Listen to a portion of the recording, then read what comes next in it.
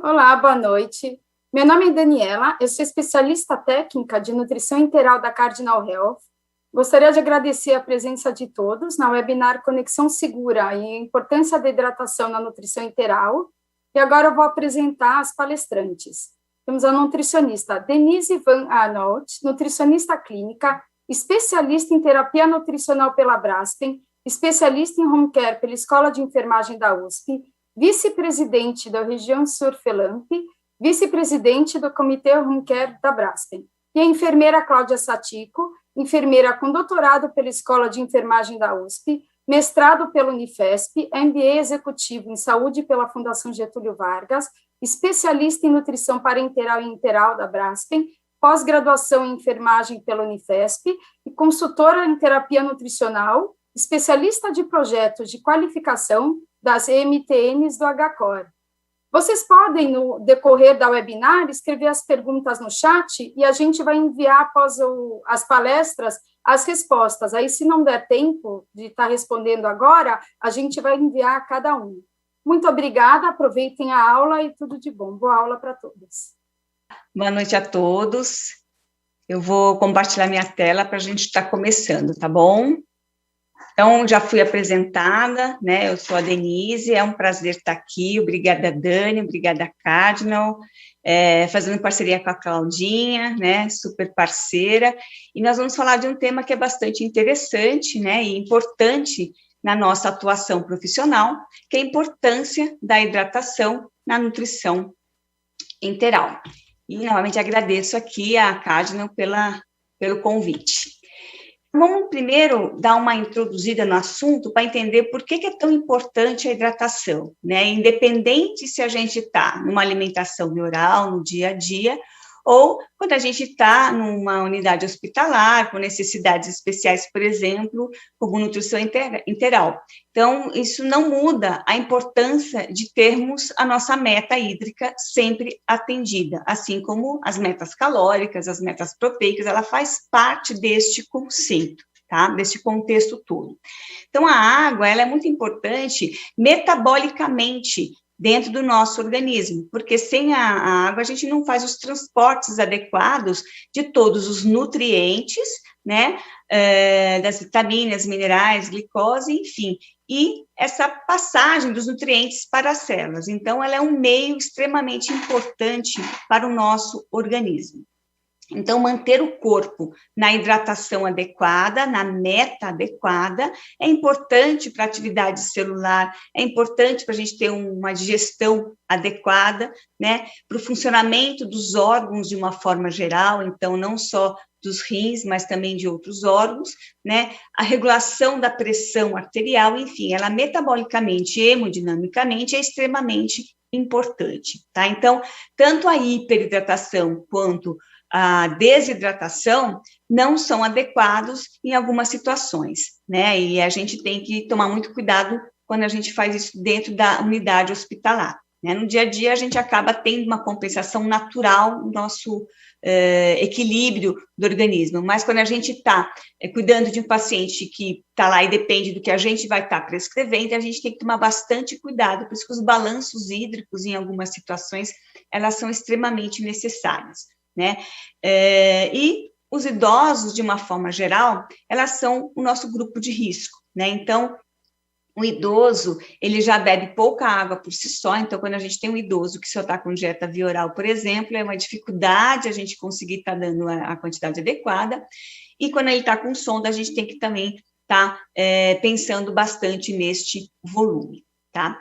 Existem recomendações, né, que a gente segue na literatura, tá? E ela pode variar de acordo com a situação do indivíduo, né, que varia entre 25 a 40 ml por quilo por dia, então, em média, a gente usa 35 ml por quilo por dia, mas em algumas situações, principalmente em terapia intensiva, é importante a gente, junto com a equipe, com o intensivista, tudo, definir qual que vai ser a meta daquele indivíduo, porque daí a gente tem vários volumes que devem ser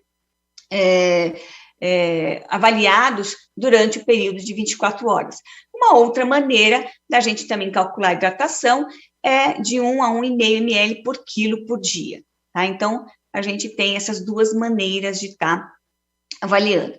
E quando a gente tem um paciente com dieta enteral, principalmente se for enteral exclusiva, a gente tem que levar em consideração que o volume de prescrição da dieta enteral não necessariamente representa 100% de água, né? Ele tem uma parte que não é água. Então, dependendo da densidade calórica desta dieta, eu vou ter uma porcentagem maior ou menor de água. Então, isso eu tenho que levar em consideração e a gente vai estar exemplificando isso mais adiante, tá? Então, quanto mais concentrada a dieta, menos porcentagem de água eu considero no meu cálculo de hidratação. Aqui, só para exemplificar, né, porque a gente tem uma diretriz que fala muito de hidratação, e aqui, como o nosso grupo de risco é o idoso, né, só para deixar bem claro, né, que tanto a nutrição quanto a hidratação, né, os cuidados de hidratação são extremamente importantes para os indivíduos idosos. Então, o que mais tem nas nossas internações são pessoas idosas cada vez mais, né? Então, a gente tem que estar individualizando este cuidado nutricional, assim como a gente tem que individualizar o cuidado de hidratação. Então, a gente tem que estar levando isso em consideração para a gente poder melhorar a qualidade de vida e a prescrição de uma forma geral. Então, só para chamar a atenção o quanto isso é importante, quanto isso também está nessa diretriz. Não tem como a gente não mencionar, né, o que estamos passando, que é essa pandemia, que a gente acha que não vai acabar nunca, mas Deus quiser, uma hora ela vai acabar. Mas já desde o início, quando iniciamos essa pandemia, já começamos a ter guias falando da importância da hidratação também nesta situação. Então, quando se detecta, por exemplo, um indivíduo que deu positivo para a Covid-19, mesmo que sejam sintomas leves, a gente já tem essa orientação, não só como alimentação e suplementos, como nós vemos aí várias dicas, né, deste guia, mas também quero chamar atenção com relação à hidratação, onde a meta, eventualmente, pode ser maior, porque é um paciente que é um indivíduo que está com febre, então aumenta a necessidade de líquido, então a gente recomenda uma quantidade maior, eventualmente, de líquidos para estes indivíduos. E aí a gente tem vários cenários quando a gente pensa no COVID, né? Mas aí só para chamar a atenção de que uma coisa é aquele que vai para casa e outra coisa é aquele que está no hospital e que, infelizmente, fica mais crítico, né? Aí ele acaba tendo necessidade de nutrição integral. E a gente está vendo na prática, né, na experiência individual de cada um de vocês, que esse paciente acaba demorando muito tempo para a volta da dieta via oral, e aí a nutrição integral fica por um tempo maior, eventualmente não só para alimentação durante a sua fase de reabilitação, mas para hidratação também, né, porque com certeza essa mudança na consistência, né, o trabalho que ele faz com fono, também vai ser realizado, e aí nem sempre a gente consegue que ele tome o líquido na quantidade adequada. Mas é importante lembrar que não só os pacientes de COVID, que eu sei que nesse mês que passou, acho que a maioria só estava com esse tipo de paciente internado, né, mas a gente tem, independente do diagnóstico, sempre tem em mente qual é a meta calórica que a gente vai estar oferecendo, qual é a meta proteica que vai estar oferecendo, mas, além de vitaminas e minerais, mas também lembrar da hidratação, né? Então, a hidratação versus a forma que eu vou estar utilizando. Lembrando daquele recadinho que eu dei no início, né? Que quanto mais concentrada uma dieta, menos água ele tem, né? E o que a gente usa nesses pacientes de terapia intensiva? Dietas hipercalóricas e hiperproteicas, né? É muito comum desde 1,5 a 2 calorias por ml, até para você dar um volume menor para poder atender a meta nutricional desse indivíduo. E aí a gente tem que lembrar dessa hidratação, que é o que nós vamos estar falando, tá? Então, esse é um ponto que tem que ficar na mente, a gente vai treinar um pouco isso, tá? Aí tem todos os cuidados, né? A gente tem que, no hospital, eventualmente, a gente usa tudo bomba de infusão, né? Que pode ser diferente quando a gente tem um indivíduo, né, com nutrição integral no domicílio. Então, eu acabei trazendo um exemplozinho também, nesse caso, de um paciente domiciliar depois, para a gente estar conversando, tá? Desculpa aí. Aí, com relação ao método, a gente usa a bomba de infusão, aí tem todos aqueles critérios, né, se o paciente é COVID ou não, com relação à distância, a melhor forma de administração dos medicamentos, tudo que vai ser utilizado, se a gente conseguir usar a mesma bomba e essa bomba conseguir monitorar o volume que está sendo utilizado, para nós é mais fácil. Né? Então, isso é bastante importante. Então, escolher um equipamento que permite que seja usado para todas as infusões, por exemplo, medicamentosas por sonda, né, ou hidratação por sonda, porque daí a gente consegue melhor os dados de água que está sendo administrado para este paciente. Para o meu controle, para o controle da enfermagem diário, é muito importante. Né? Então, por isso que a gente tem que ter... aproveitar essa tecnologia a nosso favor, tá? Então, isso também é o quê? É uma segurança de que eu vou estar administrando nem a mais e nem a menos, né? Porque eu não posso nem hiperidratar o meu paciente e nem desidratar o meu paciente. E, claro, né, o monitoramento é bastante importante, dentro dele está o balanço hídrico, tá? Outra coisa que a gente tem que ter em mente é com relação a pacientes que têm nutrição enteral, né? Eu faço a prescrição, mas eu preciso ter certeza de que aquilo que eu estou prescrevendo está realmente sendo administrado, né? Ainda hoje, a gente tem essa preocupação, né? Apesar de que muitos indicadores hoje foram feitos pensando nisso, né? Porque a gente já viu que a meta nutricional, a meta calórica, não necessariamente é realmente administrada frente àquilo que eu prescrevo, mas, além disso, a gente tem que pensar no olhar da hidratação, né? Então, será que aquilo que eu estou prescrevendo de volume hídrico está sendo administrado? E aqui eu trouxe para vocês um trabalho bem interessante, né, que foi apresentado no congresso, que eu estava vendo, e vejam que na linha azul, né, a gente tem aquilo que foi prescrito, tá?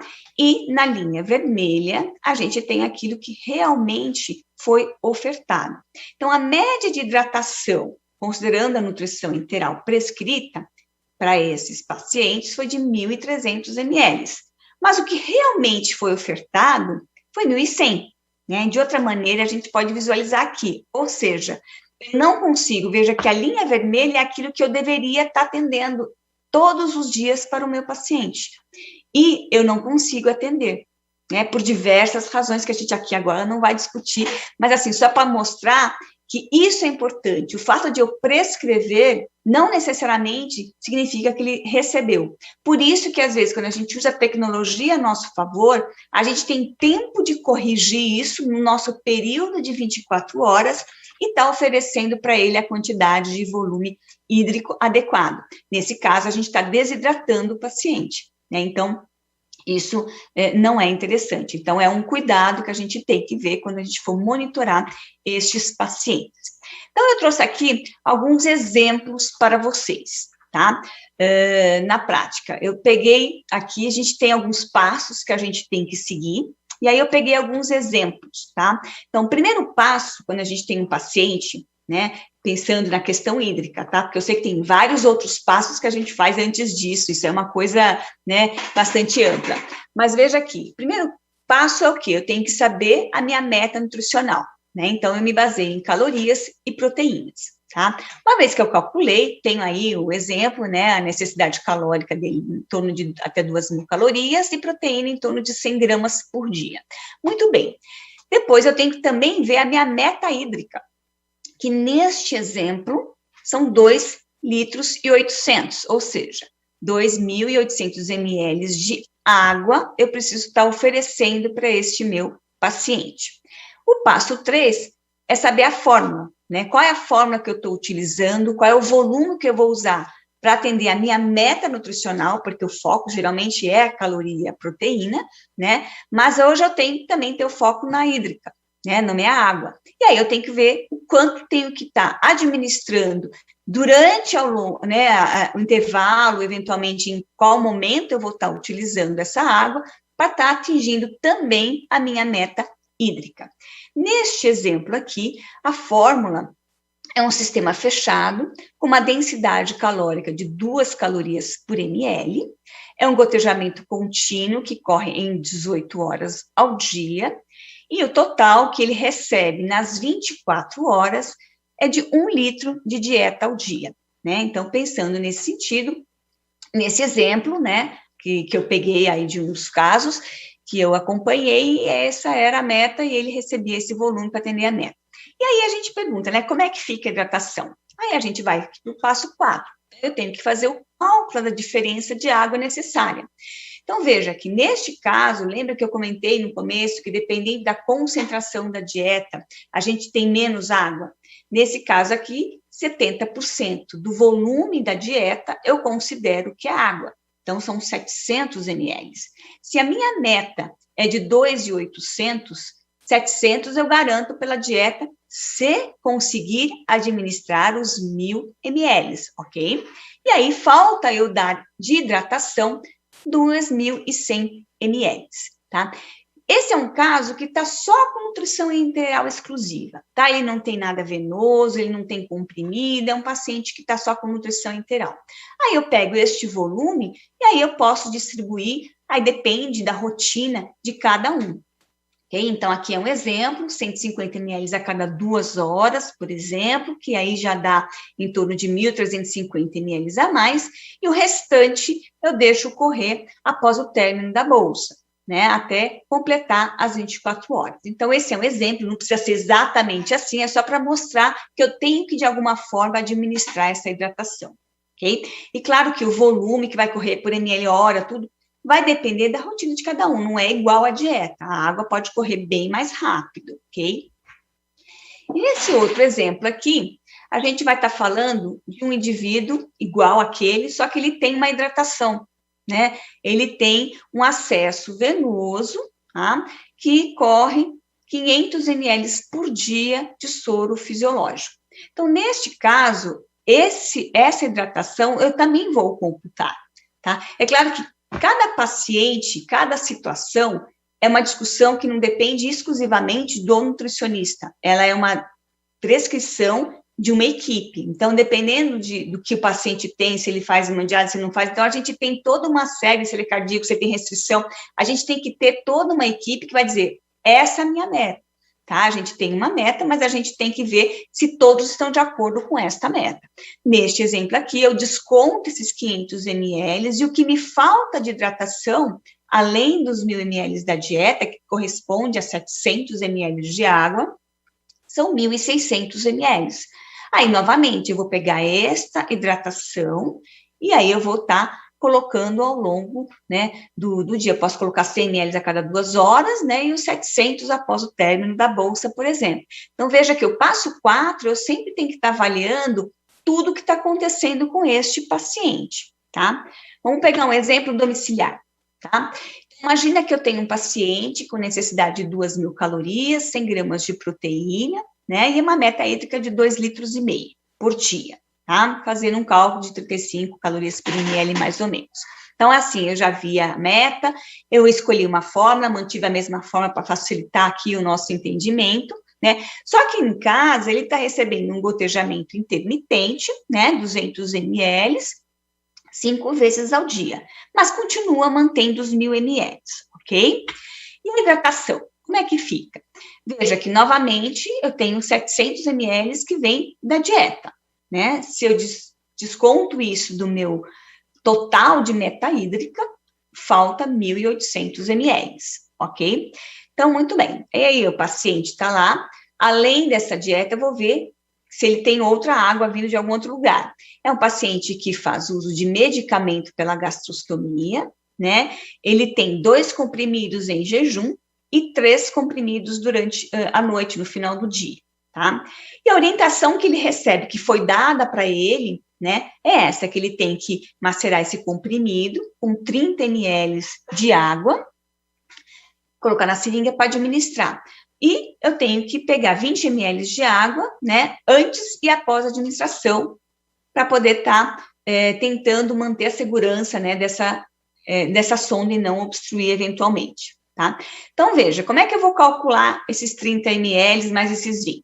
Então, de manhã, veja que ele tem 2 comprimidos, então eu calculei ali, tá vendo, pela manhã. Então, eu lavo a sonda, né? Eu paro lá, eu lavo a sonda, aí eu ponho os 30 ml com o medicamento. Eu lavo com 20 ml de água. Aí eu ponho mais 30 ml do medicamento e lavo, finalizo com 20 ml de água. Então, nesse processo da manhã, usei 120 ml.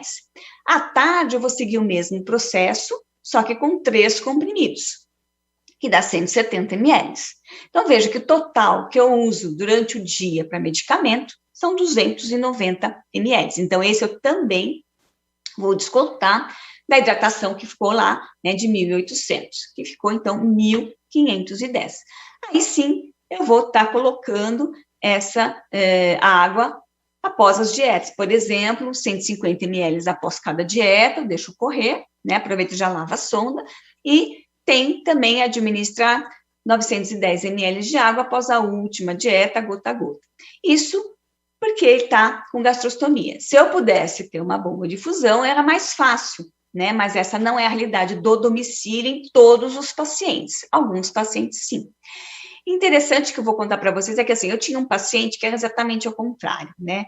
Ele estava com gastrostomia, ele usava dieta por sonda, ele tinha bomba, né? Ele usava, acho que 1.500, não, era 1.200 ml de dieta, e ele começou a ter muito sódio baixo, e não conseguia subir, dava um sal na água, até que a gente teve, né, a percepção de que, quanto ele recebe? Ele tinha muitos medicamentos.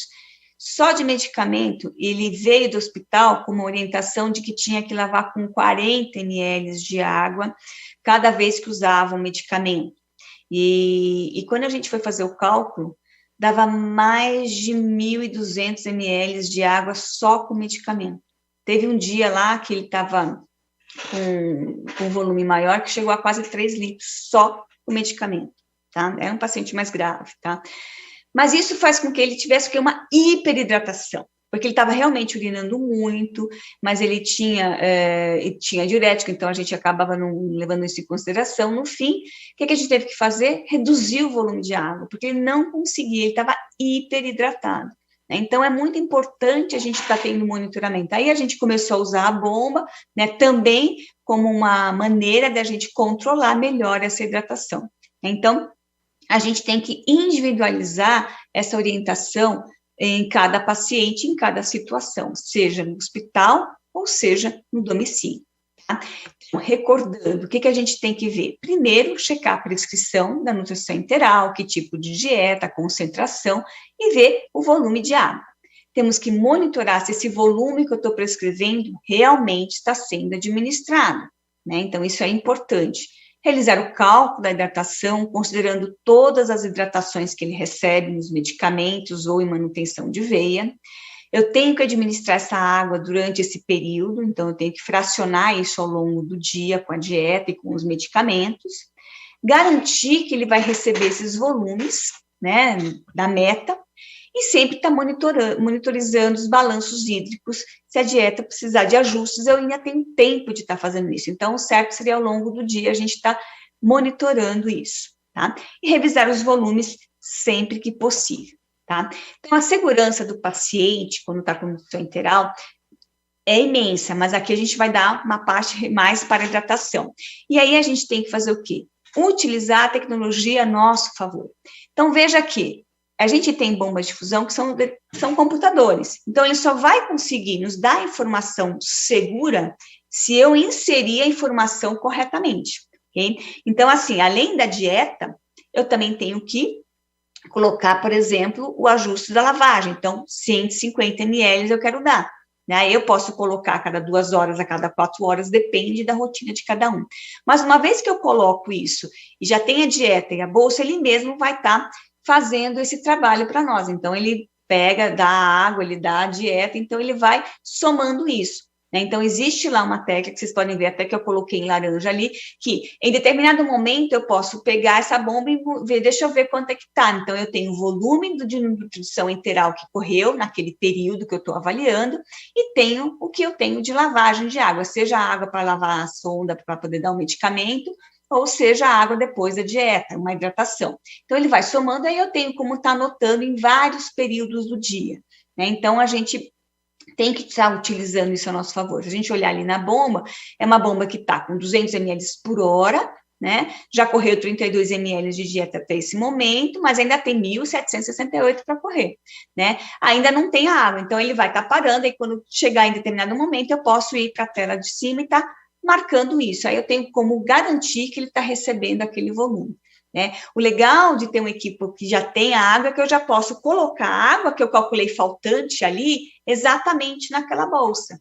E aquela bolsa ali tem, por exemplo, os 1.800 ml de água que eu preciso pôr além dos 1.000 ml de dieta que vai correr. Aí é mais fácil de monitorizar o quanto isso está realmente correndo ou não. Então, isso é bastante interessante. Se o paciente faz muitos procedimentos e se para muito a bomba, a gente tem como acelerar um pouco isso ao longo das horas faltantes. Nossa, não sei se eu estou muito atrasada, Cláudia, espero não ter comido o seu tempo, mas eu agradeço e aproveito aqui para convidá-los a assistir o congresso da FELAMP, que será em breve. Bom, então agora vai ser a minha vez. É um grande prazer, então, estar dividindo essa sessão com a Denise Van, grande parceira, né, Denise, da Braskem, dentro da própria escola de enfermagem, né, a Denise é uma grande parceira, a gente tem feito vários trabalhos juntas, e agradeço mais uma vez,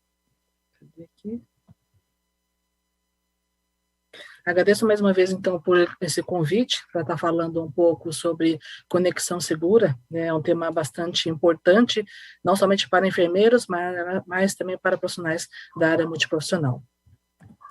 Abrindo um pouquinho a minha abordagem sobre conexão segura e aproveitando também um pouco o gancho da terapia nutricional, né, das boas práticas da terapia nutricional, eu coloco um pouco a mensagem de Hipócrates, né, em relação ao alimento. Que seu alimento seja seu remédio, seu remédio seja seu alimento, que a alimentação seja seu único remédio. Então, Hipócrates, ele já falava do impacto, da importância da alimentação na recuperação daqueles pacientes, na melhora do organismo, né, isso já datando de 2.000 anos, né, 2.000 anos atrás, e quando a gente fala do alimento como sobrevivência, no século XXI, nós percebemos que esse elemento ele deixa de ser somente uma comida.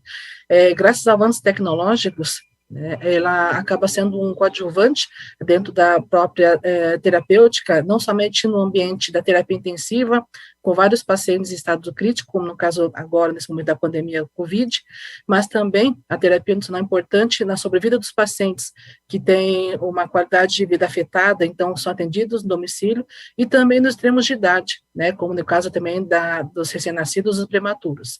A terapia nutricional é bastante importante, né, ela tem evoluído e tem demonstrado vários resultados na prática clínica e no desfecho clínico de vários pacientes, e é importante, nesse encontro de hoje, enfatizamos também que, apesar de ele ter impacto positivo, ele não é isento de complicações. Essas complicações são decorrentes, muitas vezes, quando falamos de complicações, estão relacionadas à própria evolução clínica do paciente, à intolerância desse paciente diante dessa fórmula interal, a própria condição clínica por conta da instabilidade hemodinâmica, que pode levar a uma absorção reduzida pela hipoperfusão esplâncnica, e complicações, né, como distensão abdominal, alto volume residual gástrico, diarreia, né, e algumas complicações como até a broncoaspiração. Por outro lado também, né, nós temos os eventos adversos. Os eventos adversos, muitas pessoas acabam confundindo o que é evento adverso de uma complicação, né, que acham que são parecidas. No entanto, se a gente for verificar a própria definição, os conceitos atuais de segurança do paciente, nós vamos perceber que eventos adversos são eventos que não estão relacionados por conta da condição clínica do paciente, tá? Mas decorrentes da má prática assistencial, da má prática dentro do contexto, seja do ambiente domiciliar, ambiente hospitalar, então depende da má prática da profissão, né, em relação a esta terapêutica. Então, uma prescrição inadequada, uma falta de preparo do profissional, uma falta de atenção. Então, o evento adverso, ele também está presente, além das complicações, ele também pode estar presente, então, dentro da própria terapia nutricional integral. Esses eventos adversos, quando falamos da terapia nutricional, nós temos que saber que existem 4 etapas importantes. Nós temos a etapa da prescrição da dieta, o preparo, a dispensação e a própria administração. A administração, se a gente for olhar bem no detalhe, uma pesquisa nós fizemos no doutorado, né, eu e com a professora Sueli, da Escola de Enfermagem da USP, nós conseguimos encontrar num survey multicêntrico a nível nacional, que a etapa mais, uma etapa em que mais se observa evento adverso. Então, na nossa pesquisa, nós encontramos 75,8% dos respondentes relatando que a etapa da administração é uma etapa mais, que tem mais risco potencial para essa ocorrência.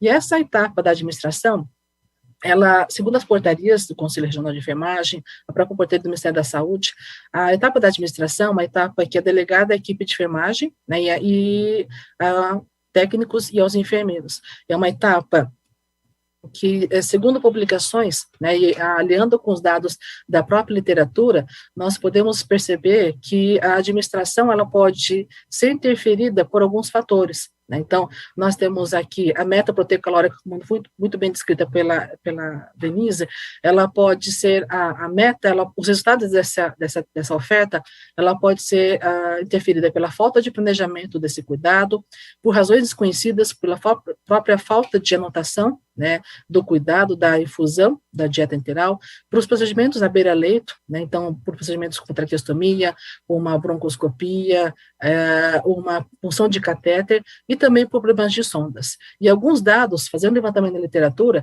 esse número de pausas de infusão, né, a quantidade de pausas, o número de horas, elas podem variar de 55 até 826 horas de pausa, afetando em torno de 48% a 70% da oferta proteica calórica, então, desses pacientes. E quando falamos, então, dessa interferência, voltamos a olhar para o problema com as sondas, né, que está muito relacionado com a prática da equipe de enfermagem, relacionado também com a administração. Esses problemas de sondas estão muito relacionados, então, com as falhas nos cuidados à beira-leito e os erros de conexão. Erros de conexão, segundo Genter, uma enfermeira norte-americana, os erros de conexão, eles são definidos como uma conexão inadvertida entre dispositivos de acesso enteral, né, seja sonda enteral, sonda de gastrostomia, sonda gastrovaginal ou genostomias, e não acesso enteral. Então, vocês podem verificar aqui na própria figura, eu coloco três figuras bastante interessantes, e isso é um ambiente simulado, né, e não pode estar presente no próprio ambiente hospitalar. Então, aqui, 3 figuras bastante interessantes, importantes, são situações que podem acontecer, então, no dia a dia. Então, a primeira figura aqui, por conta de conexões que são semelhantes, então, uma simulação de uma conexão do equipo da dieta enteral conectada a cânula de traqueostomia, na parte do balonete da traqueostomia.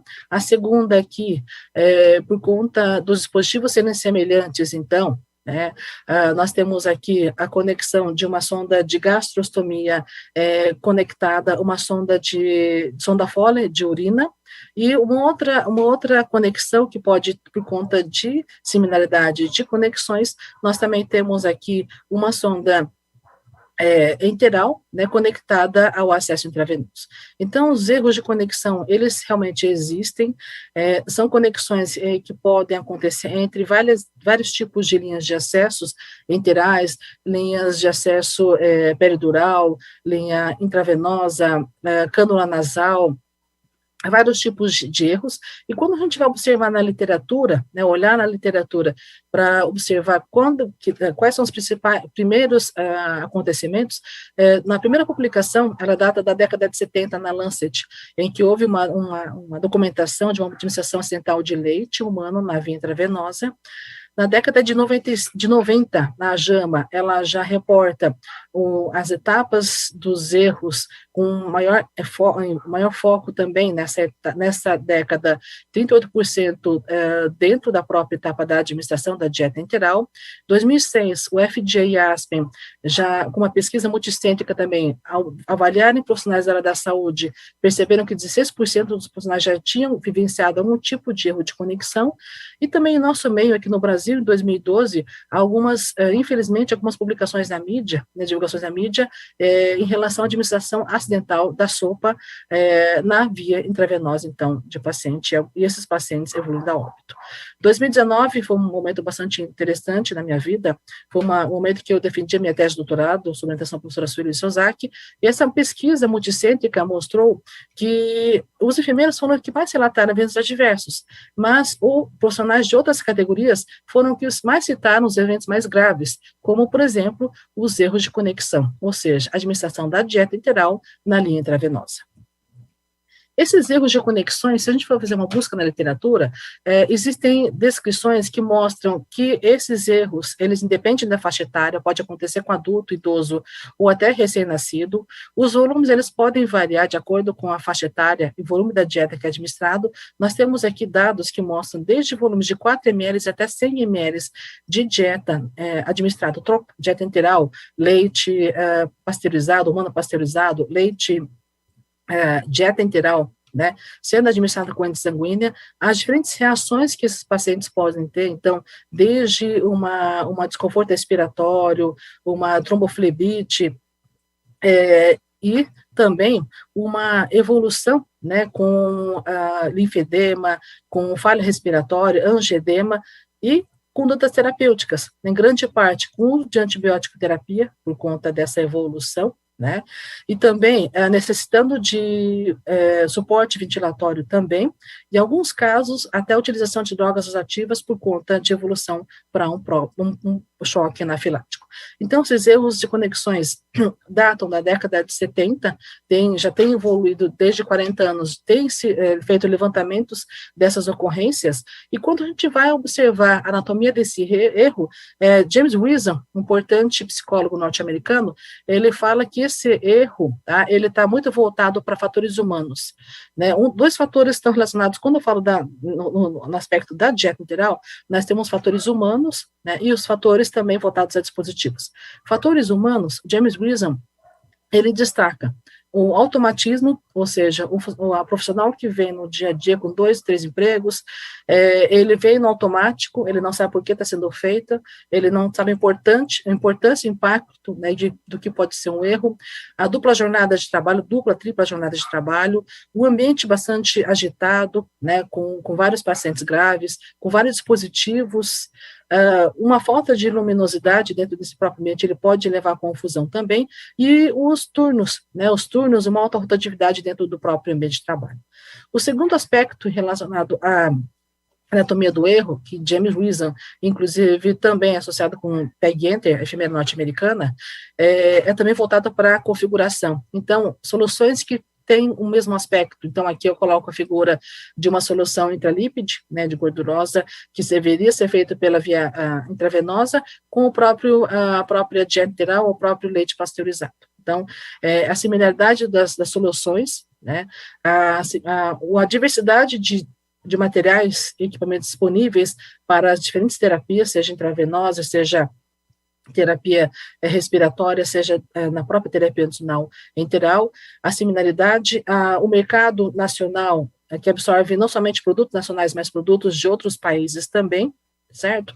E também as conexões que elas podem expor em risco, então, a erros, então, na administração da terapia. Essa é uma publicação bastante interessante da Deborah Simons, ela fez um levantamento, né, com o reporte dos pacientes que tiveram esses erros, então, na administração da dieta enteral. Feito um levantamento com 116 pacientes, tanto adulto como pediátrico, observou 21 mortes, infelizmente observou-se 21 mortes nesse levantamento. Os pacientes tiveram reações de hipersensibilidade, hipercoagulabilidade, alguns evoluíram com quadro de sepsis, a outros evoluindo com insuficiência renal, desconforto respiratório, alterações neurológicas também. E o que perceberam, o que esses autores levantaram dentro desse reporte, além das complicações? Eles perceberam, quando fizeram rastreio, então, das possíveis causas para que acontecesse, então, esses eventos adversos, eles perceberam fatores como a similaridade dos dispositivos, a compatibilidade, né, dos tubos, das sondas e dos próprios equipos, inadequado uso de bombas, então, de infusão, então, bombas de infusão não específicas para a administração da dieta enteral, então, sendo utilizadas bombas adaptadas, a falta de luminosidade, então, levando à confusão, as seringas Luer, confundindo também na administração da dieta enteral, né, na conexão intravenosa, e também os fatores humanos. Então, mais uma vez, reforçando que James Wisdom, ele já datava, então, isso na década de 90. Então, fatores humanos como a déficit de conhecimento, a confusão, a fadiga, né, e a própria falha no reconhecimento desse próprio erro. Anualmente, né, reforçando esses erros, anualmente 100 mil pacientes, as suspeitas, segundo a FDA, há 100 mil pacientes com suspeitas de casos de erros de conexão de medicamentos. Então, essa é uma notificação que chama bastante atenção do FDA, e também um outro survey recente, de uma sociedade de dispositivos enterais, ele, com 504 respondentes, demonstrou que 98% dos entrevistados já haviam vivenciado, então, erro de conexão.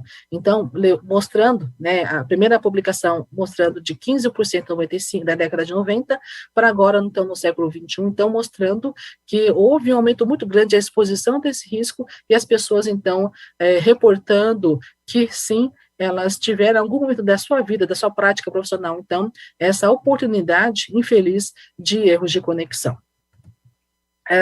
Nós temos aqui uma publicação recente que nós fizemos pela Sociedade Brasileira de Nutrição Parenteral e Enteral. Nós tivemos uma curiosidade, né, diante desses dados alarmantes, nós tivemos uma curiosidade de verificar ao longo do tempo, então, nessa publicação, quais eram o que estava sendo feito de conduta, né, para minimizar, então, esse tipo de evento diverso. Então, no nosso levantamento, então, nós percebemos que na década de 70 já se teve um movimento sobre alerta sobre sistemas incompatíveis com a dieta enteral, então já houve uma sinalização do que poderia ser a ponta do iceberg, né, dos erros de conexão. Na década de 90, a própria indústria farmacêutica ela se mobilizou para que se fossem feitas as chamadas Christmas Tree, ou seja, um conector com uma ponta no formato de árvore de Natal, que pudesse, então, adaptar corretamente, então, as linhas dos acessos aqui para evitar a troca, principalmente da linha peridural com a linha enteral e intravenosa. Em 2006, começamos a perceber maiores publicações, então, principalmente nos Estados Unidos, publicações sobre prevenção de eventos adversos, trabalhos da Sociedade Norte-Americana com a indústria farmacêutica, no sentido de fazer um checklist para evitar esses erros, então, na prática, à beira-leito. Em 2011, a ISO, então, produziu, então, uma norma, a chamada 80369, 1 e a 3, que é voltada para a linha de dieta enteral, então, recomendando que as indústrias farmacêuticas pudessem, então, se adaptar a essas conexões adequadas para cada tipo de acesso. Em 2014, então, a campanha Stay Connected, publicada, então, nos Estados Unidos, com a linha do tempo, chamando e despertando atenção, né, no sentido da evolução dessas linhas de acesso. Em 2016, então, nós percebemos, então, no mercado mundial, né, em alguns países consolidados, então, essa publicação, então, da linha ENFIT, voltada para a linha de acesso integral, 80369/3. Essa autora também faz algumas recomendações antes da publicação de 2016 do ENFIT, há publicações fazendo recomendações, estratégias com os dispositivos. Então, nós temos aqui as duas macroações que foram feitas, isso ainda é em 2009, uma primeira macroação voltada para estratégias relacionadas a dispositivos, e destaca pontos bastante importantes na similaridade das conexões.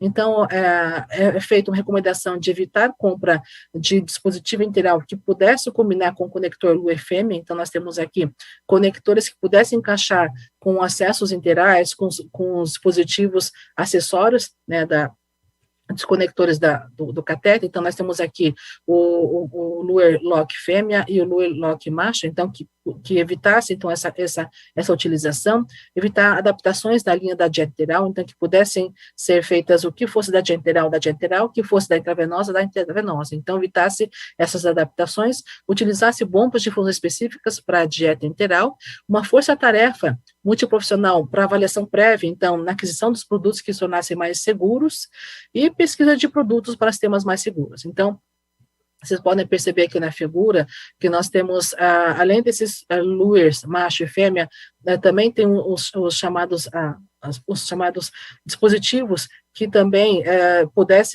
que permitiam, na época, conectar esses cones lure, tanto fêmea como macho, e expor em risco, então, de infusão acidental da própria dieta enteral. Então, essa é uma macroação que foi publicada pela própria Sociedade Norte-Americana de Nutrição Parenteral e Enteral.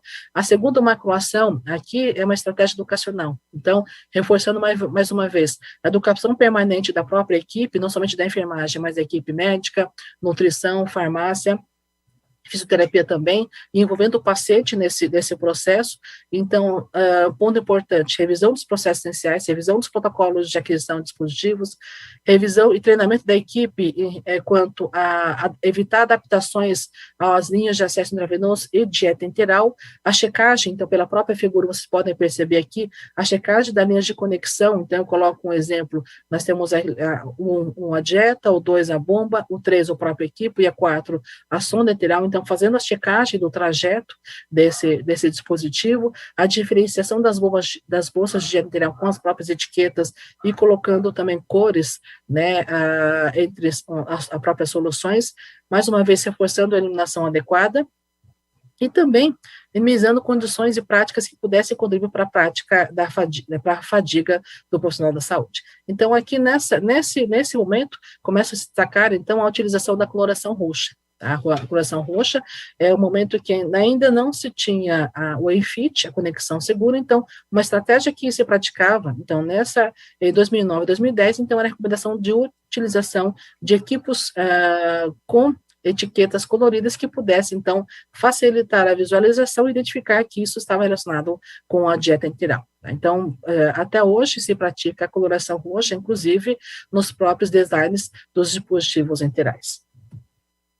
E essa evolução, então, como é que no Brasil, como é que partiu essa evolução, então, na linha, né, da dieta enteral? Então, observando a história das conexões seguras no Brasil, nós temos 3 fases. A primeira fase, né, ela vai até 2000, em que nós tínhamos bombas adaptadas, né, nós tínhamos equipos azuis com ponteiras agulhadas, seringas com lure, com ponteiras SDIN e também macho, que pudessem conectar a acessos intravenosos, e sondas enterais que pudessem ser conectadas a qualquer tipo de seringa.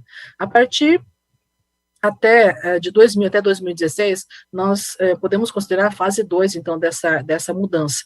Então, nós podemos observar aqui bombas duplo canal, bombas de infusão que aceitassem somente equipos da dieta enteral, né?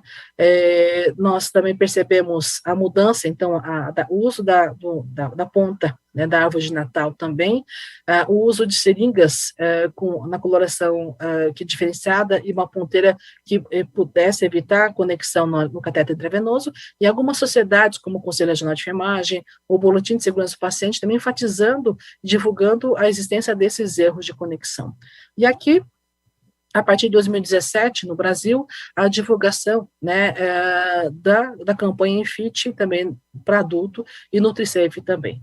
E o que nós percebemos aqui, segundo essa Stay Connected, é uma campanha que foi desenvolvida, é um conglomerado de várias empresas, indústrias farmacêuticas, com apoio da Joint Commission, com apoio de vários hospitais, que se uniu, então, para que fosse feito as normas, recomendações para que fossem evitadas, que evitassem esses tipos de eventos adversos. Então, aqui eu trago na linha a história da evolução dessas conexões, 2011, então, quem está na prática, né, das MTNs, que na prática que a utilização dessas dietas, pôde perceber que a primeira modificação que houve em relação à segurança do paciente foi voltado para os frascos das dietas enterais. Então, as ponteiras começaram a vir na coloração rocheada e, inclusive, o equipo, né, na formato de ponteira em cruz. Então, a primeira modificação foi essa, começou nos Estados Unidos, na América,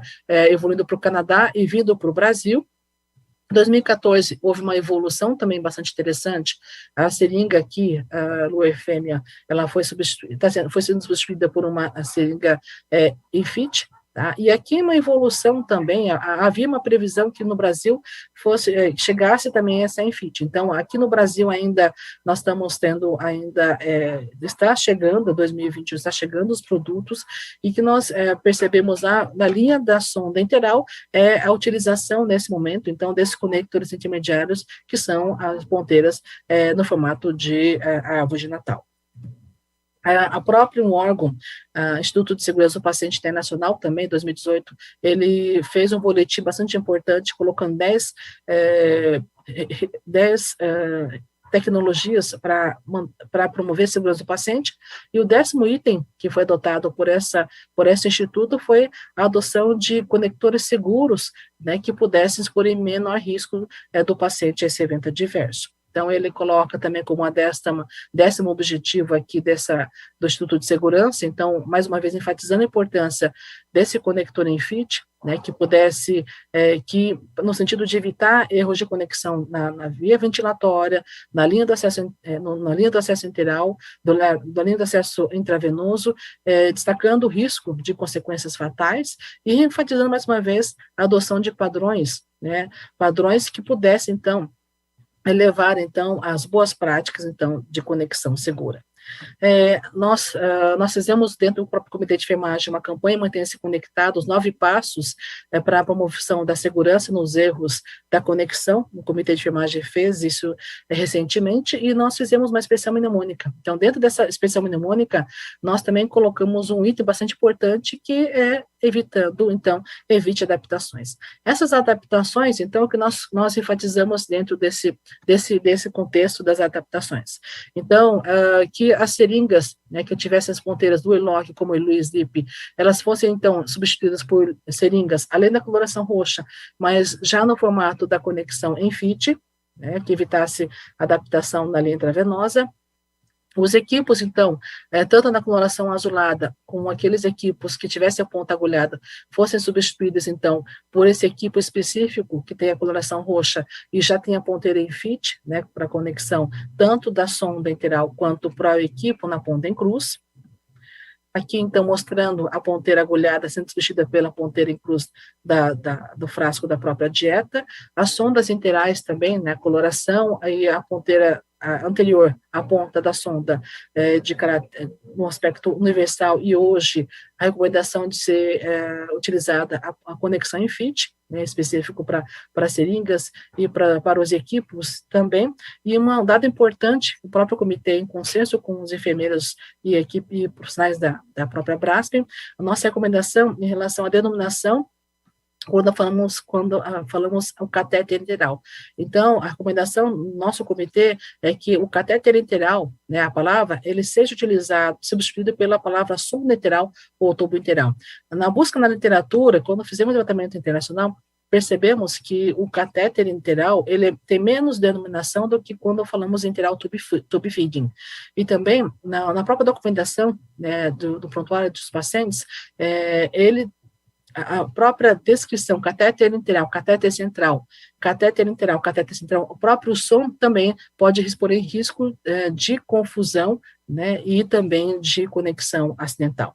E aqui mostrando, né, a importância de algumas peças que podem auxiliar, então, nessa prevenção dos erros.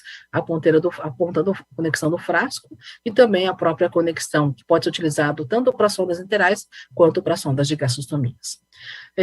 Aqui, quando eu falo da conexão, então, as conexões, então, graças a essas conexões, a essa tecnologia que veio, então, no mercado, sendo introduzida aqui no mercado, não somente internacional, mas no mercado brasileiro, o que pode se perceber quanto à influência e impacto dessas conexões. Então, aqui eu mostro para vocês todo o trajeto, então, o frasco da dieta, o equipo da dieta, a extensão dessa equipe e a sonda enteral, percebemos que houve um impacto, né, segundo algumas associações de enfermeiras norte-americanas, e essa conexão, ela teve um impacto bastante positivo, né, no sentido de promover uma uniformização dos dispositivos, uma facilidade no gerenciamento das dietas enterais, porque sabe-se que nós temos vários tipos de dispositivos, várias adaptações, vários tipos de seringas, equipos, bombas de infusão, né, e também a possibilidade,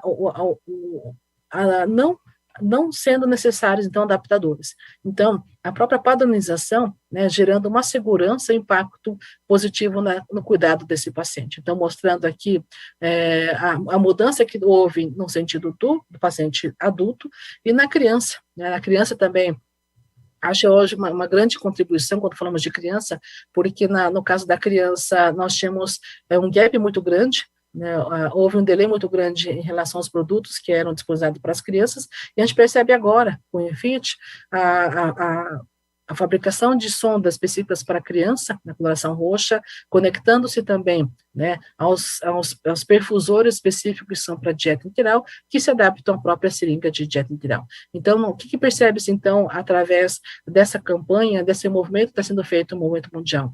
Uma maior conscientização, né, conscientização de que da população, né, não somente da população que está na assistência, mas também das indústrias farmacêuticas, também, porque não do paciente. Então, a conscientização que nós estamos, é um desafio muito grande, que é um novo sistema que está em transição, mas para procurar garantir segurança ao profissional da área da saúde, mas também ao paciente, né, e a família desse paciente, e também uma importância da comunicação na implementação, então, desse recurso para que eventos adversos sejam mitigados e para que a gente consiga, então, ofertar a dieta no sentido da meta calórica proteica de maneira mais efetiva.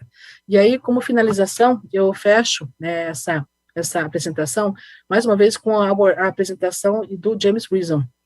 Jamais poderemos extinguir a possibilidade do erro, pois essa é uma característica imutável do ser humano. Então, o ser humano ele tem um risco de estar errando, porque ele é uma pessoa que tem sentimento, uma pessoa que tem cansaço, uma pessoa que ele tem fadiga, mas nós somos seres inteligentes também. Podemos transformar um ambiente na qual os seres humanos agem, desenhando sistemas que tornem mais fácil fazer o certo e mais difícil de fazer o errado. Então, eu deixo essa mensagem, agradeço mais uma vez por essa oportunidade e fico disponível, então, para perguntas. Muito obrigada. As perguntas, elas vão ser respondidas diretamente a vocês. Gostaria de agradecer muito às palestrantes, agradecer também a presença de todos. Muito obrigada, e depois a gente envia o link a vocês da apresentação. Tá bom? Obrigada a todos, uma boa noite.